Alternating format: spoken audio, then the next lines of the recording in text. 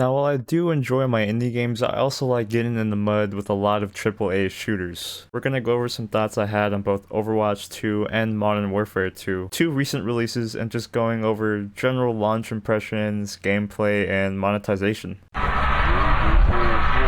These aren't necessarily new topics to be covering, especially on YouTube with AAA games. Yeah, I've been uploading hella videos on my channel recently, so check it out, and if you find anything interesting, maybe subscribe.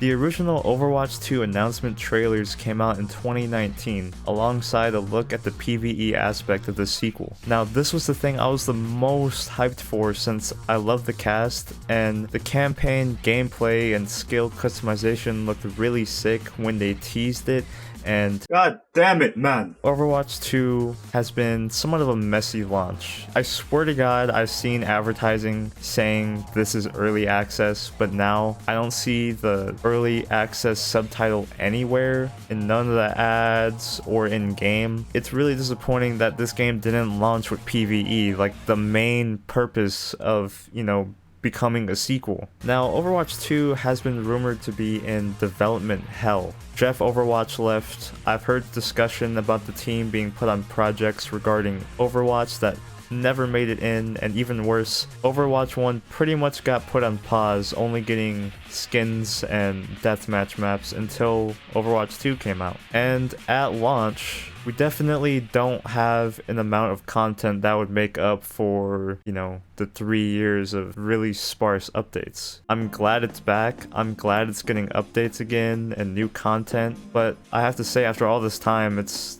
not really the launch I wanted. I'm having a lot of fun with it, but was expecting more, and I'm sure a lot of people were. I view Overwatch 2 as a promise towards upkeeping and updating the game, rather than a true sequel. But I can see how this kind of marketing confused people. Talking about marketing in regards to a piece of media you like ultimately doesn't fucking matter to me. Like, marketing for this game, confusing. I don't know why they named it a sequel. I don't know why they decided to do these things. But let's look at games that have good marketing, like Cyberpunk 2077. That game was hyped as fuck. People were like, yeah, this game's gonna be awesome, and that game's dog shit. So it doesn't affect my perception of the game, so it's not something I find too important personally. But I do think if they had just packaged this as, oh, Overwatch is back, it's a big update, it's back, then a lot more people would have been able to, swallow that more than a true sequel, I guess. But whatever. Now, launch was pretty rough. There were server issues. I don't blame them. They were getting DDoSed and shit, which sucks ass. There has been a couple of bugs. They have to disable heroes in order to solve most of these bugs, and I don't know why fixing a game-breaking bug means that the hero needs to get disabled for 2 weeks. The game runs really well, it's optimized, it's Overwatch. I think some of the characters are overtuned, some of them are dog shit, but overall, I think I enjoy the balance of the game, especially 5v5. I like 5v5. I'll say it. I know, that's brave. It's way better than 6v6. I like the importance of a main tank. The game just feels faster in general. I see some gripes from support players saying that they die too easily. I'm just gonna say, either yell at your tank or get better at the game.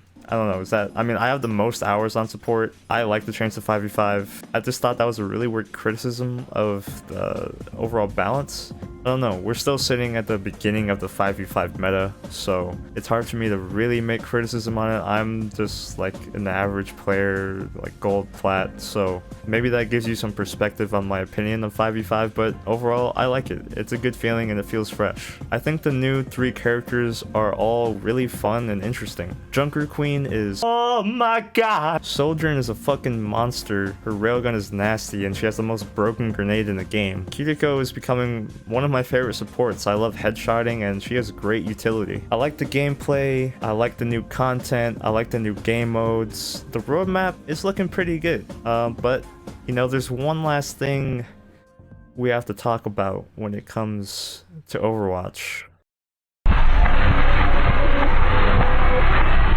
Now, I'm sure you've heard a bunch of people kick and scream about the monetization in this game, and I'm sad to say it, I think they're kind of right. The shop is it's just dog shit. You see, they moved to a cash shop because they wanted to remove loot boxes. At a base level, removing loot boxes sounds like that's pretty good. Like, I'm glad they removed loot boxes, but they replaced it with an even more greedy and manipulative monetization model. Compared to all other games with loot boxes, in Overwatch 1, you can earn them for free, got a bunch of them for free and queuing up every day, and you also got currency to buy specific things that you wanted. I think if they just removed being able to buy loot boxes, no one would give a shit. Honestly, they can have this shop system right now, plus free loot boxes, and people would be honestly really happy. If they did that, I would be fucking amazed because the prices in this shop are absurd. So not only are they putting skins that you could have earned for free a month ago in the shop,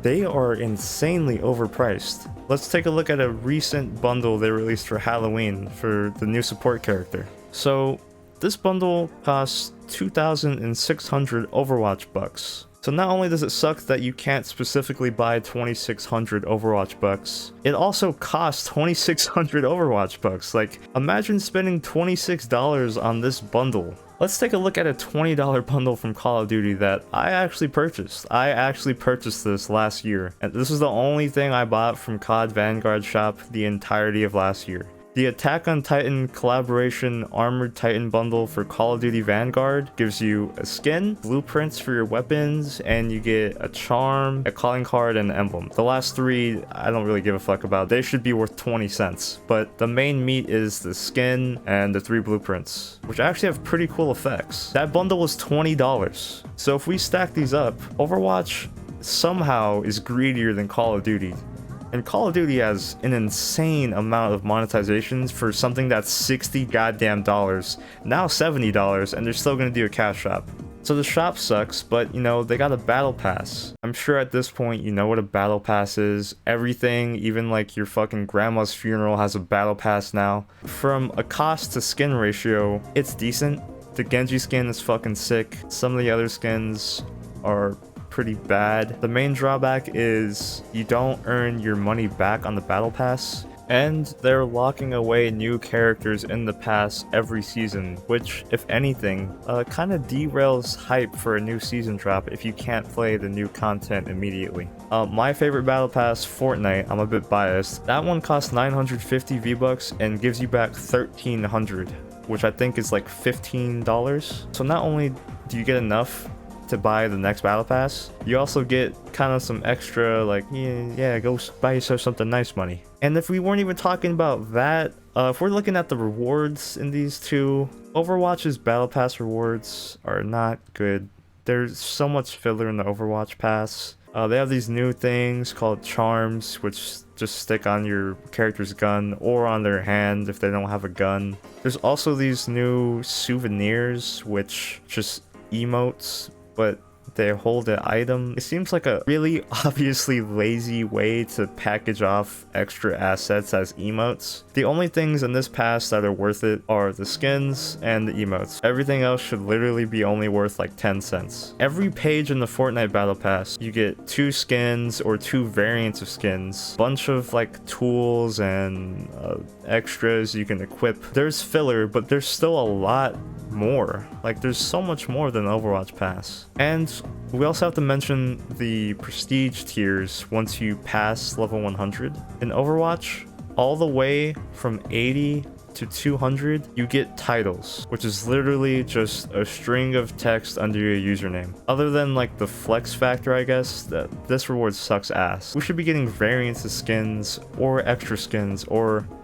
here's a free idea, maybe even like loot boxes, so you can just earn extra shit. In Fortnite, all the way to level 200, once you finish the pass, you get extra variants, you get extra colors for the skins you already have, customizable pieces. It's an insane amount of value if you're playing a lot, and that's what I really appreciate about it. Every battle pass should just be the Fortnite battle pass. So the monetization, not good. I like the gameplay. I like the game. I'm gonna keep playing it, of course. I'm praying that PvE is good because I was really looking forward to it. Talking about a new Call of Duty feels like I'm reviewing fucking McDonald's or something, but this COD is rumored to have a 2-year cycle instead of a 1-year cycle like the other games from the last 2 decades. Okay, well, I don't know about that anymore, but if they're making us pay 70 goddamn dollars again next year, I might fucking freak out. At launch, the optimization's pretty bad. I'm still crashing a bunch. I can't hit a constant frame rate on every map. I expect things to get better, but it's a really sad trend of recent CODs to have a pretty poor launch and then be really fun like 3 months later. I still like it, but you know, a lot of people just expect a lot more out of a multi-billion-dollar franchise. One big caveat about this game is that it costs $70, but we're still just getting the same COD. If you're gonna raise the price to $70, can I at least have like a fucking stats menu? Or, you know, a game that doesn't crash every 5 minutes. The crashing did get patched a bit, but it's still here and there. Alright, let's talk about COD gameplay, which at this point, it's just really subjective. I've seen so many people complain about every COD's gameplay at every launch. The way I look at it is, you know, specific CODs are gonna have specific caveats, and you either like it or you don't.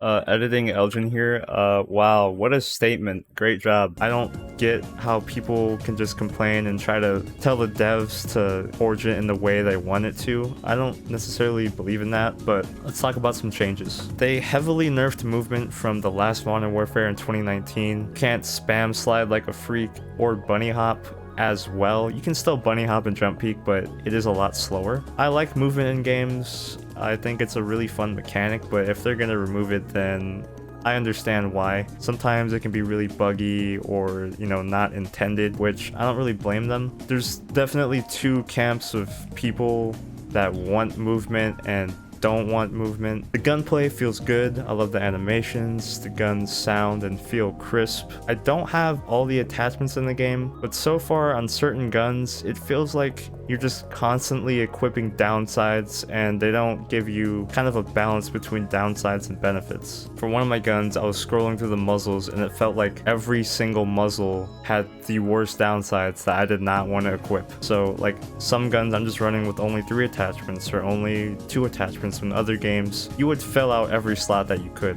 I also have to talk about how confusing everything is. So they're doing a new weapon platform system in this game. I actually think is a good idea because attachments that you earn on one weapon, if it's able to be, you know, put onto another weapon, then you just have it.